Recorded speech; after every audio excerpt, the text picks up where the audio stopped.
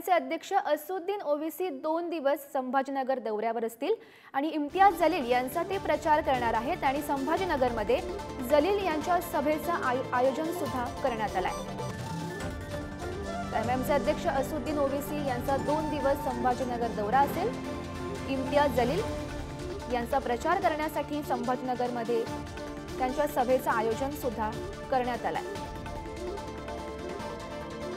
तर या संदर्भात माहिती देत आहेत आमचे प्रतिनिधी सचिन जिरे सध्या आपल्या सोबत आहेत। सचिन, महत्त्वाची बातमी आपण पाहतोय, असुद्दीन ओवैसी हे 2 दिवस संभाजीनगर दौऱ्यावर असतील।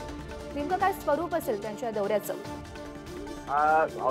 असुद्दीन ओवैसी आहे त्यांचा 2 दिवसीय दौरा हा छत्रपती संभाजीनगरमध्ये सुरू होणार आहे। आज जर आपण पाहिलं तर ते नारेगाव या मुस्लिम बहुल भागामध्ये ते फिरणार आहेत। पायी त्यांची पदयात्रा राहणार आहे आणि साधारण 2 ते 3 वाजेपर्यंत त्यांची ही रॅली राहील। त्यानंतर मध्यंतरी थोडासा राखीव वेळ ठेवण्यात आलेला आहे। त्यानंतर पुन्हा संध्याकाळी ते शहरामध्ये विविध भागांमध्ये पदयात्रा काढणार आहेत, नागरिकांशी भेटणार आहे आणि उद्या पुन्हा अशाच पद्धतीने 2 टप्प्यांमध्ये सकाळ आणि संध्याकाळ पूर्ण संभाजीनगर जिल्ह्यामध्ये ते फिरणार आहे, नागरिकांची भेट घेऊन प्रचार रॅली काढणार आहे। त्यामुळे आपण पाहिलं आता छत्रपती संभाजीनगरचा जो 4थ्या टप्प्यामध्ये मतदान होणार आहे त्याची रंगत आता वाढत चाललेली आहे कुठेतरी। आणि आज आदित्य ठाकरे देखील महाविकास आघाडीच्या उमेदवार चंद्रकांत यांच्या प्रचारार्थ संभाजीनगरमध्ये आहे।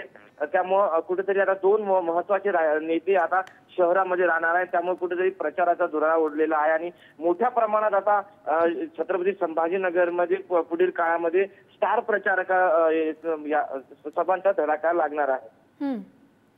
नक्कीच सचिन, या दौऱ्याकडे, या सर्व घडामोडींकडे असंच लक्ष ठेवून राहा। तुर्तास धन्यवाद दिलेल्या या सविस्तर माहितीसाठी।